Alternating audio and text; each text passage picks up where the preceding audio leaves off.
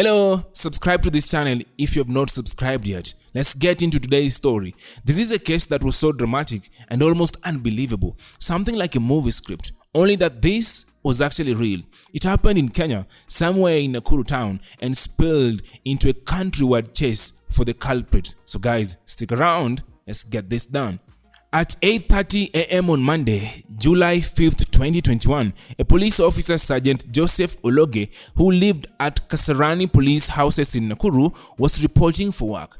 Just around the police headquarters, he spotted a car with broken windows and the engine still running. He immediately recognized the car, a Toyota Corolla KBV 735U, belonging to one of his colleagues at Central Police Station, Constable John Ongweno.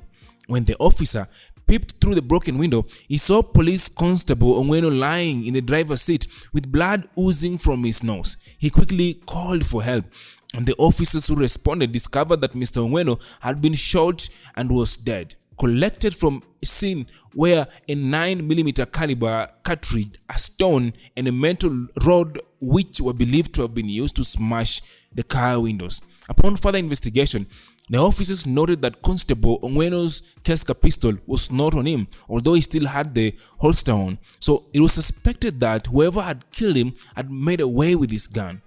Near the scene of the crime, detectives also found a mobile phone, which upon investigation was found to belong to one Corporal Caroline Kangogo, who was also Mr. Ongweno's colleague. Upon speaking to other colleagues at Nakuru Central Police Station, investigators found information that seemed to indicate that Mr. Ongweno and Miss Caroline Kangogo were having an affair. This was confirmed by the officers who went looking for Miss Kangogo in her house. They noted that some of Mr. Ongweno's clothes were at Caroline's house, but Caroline herself was nowhere to be seen. The two also had been spotted together the previous night at a popular entertainment joint in Nakuru. The following morning, which was Tuesday, July 6th, a call was made to the OCPD of Mugera Police Station that another man had been found dead in one of the hotel rooms at DS Hotel in Kimbo area in Ruiru. He had a bullet wound to the head. The call was made by the owner of the hotel, Mr. Peter Mugechi. When the crime scene was investigated, it was established that the dead man's identity was Peter Njiru Ndingwa, a 32-year-old businessman who hailed from Embu County. Peter Ndingwa had booked the hotel room number 107 at 4:22 p.m. on Monday in the company of a woman. A screen grab of the hotel CCTV footage showed a woman in yellow hoodie believed to be Miss Kangogo walking into the hotel with a man who was wearing a pair of trousers and a grey coat. This was Peter Ndingwa.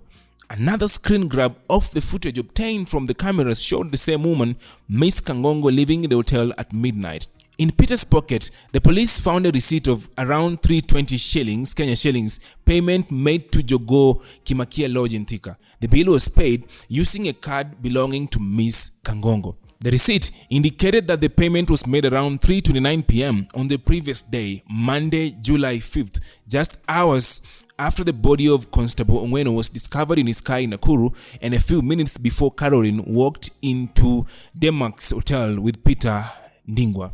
The employees at Jogo Kimaika Lodge confirmed that Miss Kangogo had eaten lunch at their facility that Monday at around 3:30 p.m. just as the receipt indicated. So if you're following, you know that she moved from Nakuru, where she shot dead Constable Ongweno, then she traveled all the way to Thika, which is like 4 hours away, had lunched at around 3:30 p.m. at Jogo Kimakia Lodge, paid using a bank card, and then about an hour later, CCTV at Didamax Hotel will capture Miss Kangogo coming in with Mr. Ndingwa, which was around 4:22 p.m. Then at around midnight, it will show Caroline leaving the hotel alone without Mr. Ndingwa. Before she left Didamax Hotel at midnight, she approached a clueless attendant at the front desk. She told this attendant that she was out to buy some toothpaste and would be right back. But before she made her escape, she just went and never came back. Peter Ndingwa's body will be discovered the following morning at the hotel room, which led to the owner to call the police to the scene. At this point, the DCI knew they were dealing with a dangerous woman. They quickly declared Miss Kangogo a person of interest and began a nationwide hunt for her. Detectives believed Caroline was on a mission to eliminate her current and former lovers.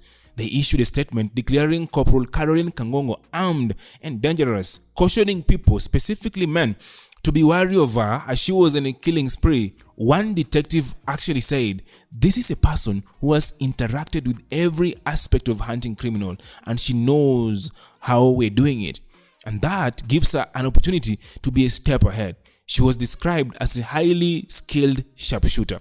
The police actually said they were approaching their search for Ms. Kangongo with utmost caution as she was a very skilled officer. So for the next 1 week, Caroline Kangongo was on the run, evading police traps set to nab her. She just disappeared into thin air after committing 2 murders. Her name dominated the news that entire week. A team of police officers set out a manhunt for her, but for several days she evaded their trap.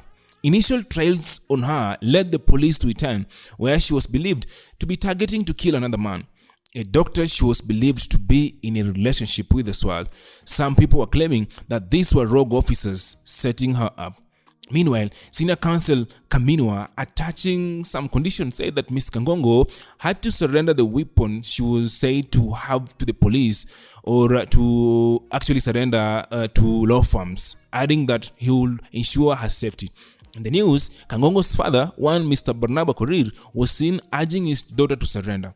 As this was going on, social media streets were on fire from some of the disturbing comments captured from various social media platforms. It was clear that the fugitive police officer had already amassed a significant fan base from Kenyan female population. A significant number of women were applauding the police officer for her crime and showering her with accolades. Eventually, on day 10 of evading police, Caroline was spotted on a CCTV footage somewhere in Itan wearing the same yellow hoodie she had on from the CCTV footages that police had in their possession.